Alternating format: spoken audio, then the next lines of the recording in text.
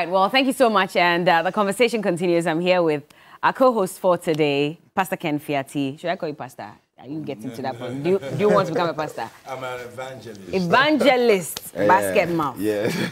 What do you evangelize about? If you pay attention to my materials, we've been paying attention, you'll know that I've been preaching the word of God.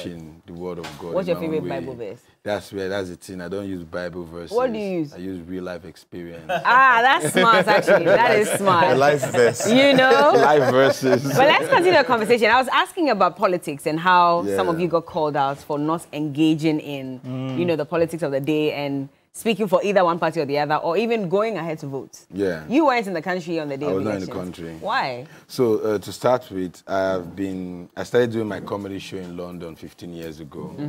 And the date that we picked, myself, my partner, was the month of February. Yeah. You understand? So sometimes it's on Valentine's Day. The target is Valentine's Day. Yeah. Right? So we started 15 years ago. Then in 2015, which was like, I can't remember, I can't do my math right now, they changed the date of the election to February. So it clashed with my show date. So since then, for every 4 years, it clashes with the election. But a lot of people still haven't gotten it. And they don't, I booked these events 2 years before. Yeah. You understand? Because you can't book an event a week before you get a good significant date. Our show in London in 2025, we've booked the venue already. Because you lose the venue. So a lot of people came out and started attacking me that I'm not patriotic. But you need to understand that it's my job. I must, do the job. The politicians will be in office and take the money, so you also need to make it. Well, I don't know. I don't want to get involved in that conversation. No, but the thing is, okay, carry on. So, and one thing a lot of people fail to realize is, this is my job. The same way there are doctors that have traveled abroad, you understand, to do their stuff. The same way footballers have gone, they all don't come back. My vote is one vote. So if you're saying everybody should be back in Nigeria, then every Nigerian must leave wherever they are and come back to Nigeria and vote. But in my own case, I am doing a gig. Then there was a tweet they pulled out that which is the one you talked about. Yeah. So this is where they got it wrong. That tweet, I was the one that tweeted. I was the one. I wonder which celebs I was. The one you saw the tweets, right? So I was referring to myself. Oh. The tweet was I tweeted that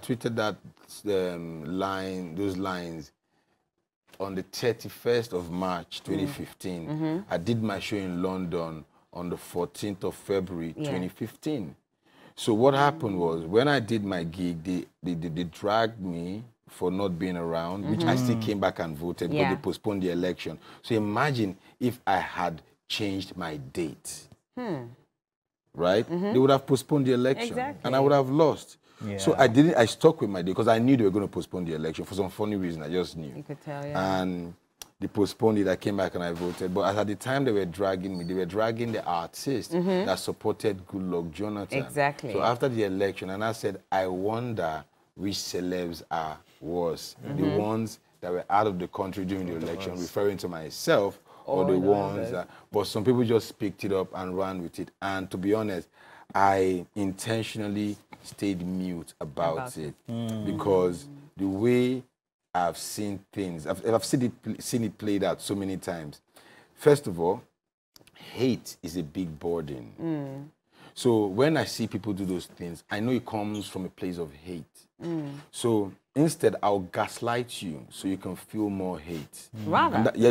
That's what I do. So I'll gaslight you and you feel more hate. You are the one being frustrated, not me.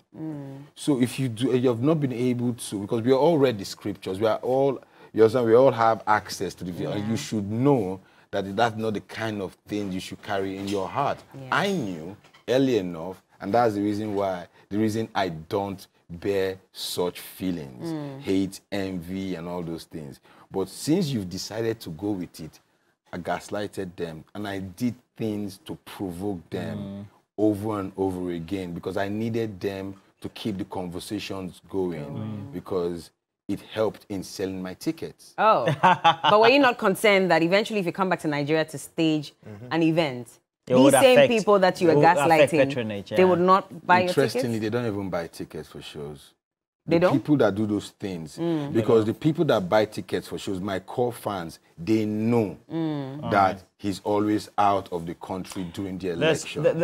These guys, they don't know. There's one thing I've noticed about you, though. Compared to some of the other comedians, they don't tend to. For example, I remember I used to watch a lot of Nigerian comedians since the days of Obasanjo. They were teasing Baba and all that. But you never do that. Why? You just do normal social hustle life. Why? So, sometimes it's, apart from the fact that it can be risky, to go, to hit these guys below the belt, it's safer to just, crack jokes at, easy materials that people can just, relate with. Yeah, and without dragging anyone into the mud, So I try as much as possible to stay with. Not like I've not jabbed one or two, but the way I do it, I try to be very brilliant with my approach. I have to be tactical because sometimes I'll do it, but you will not know that I've done it to you. So I prefer doing it that way. Security mindful. So and because I'm kind of like cerebral with my materials, and I try as much as possible to keep it that way. So even if I'm going to hit someone below the belt, you won't even know. Yeah. It's people that will tell you, no, what he meant is this. You say, no, trust me, I don't believe he said that. So I try to be tactical. I think, Roland, his style is about always reminding himself that there are two things involved. There are two things involved. You can either get into trouble or you won't get into trouble.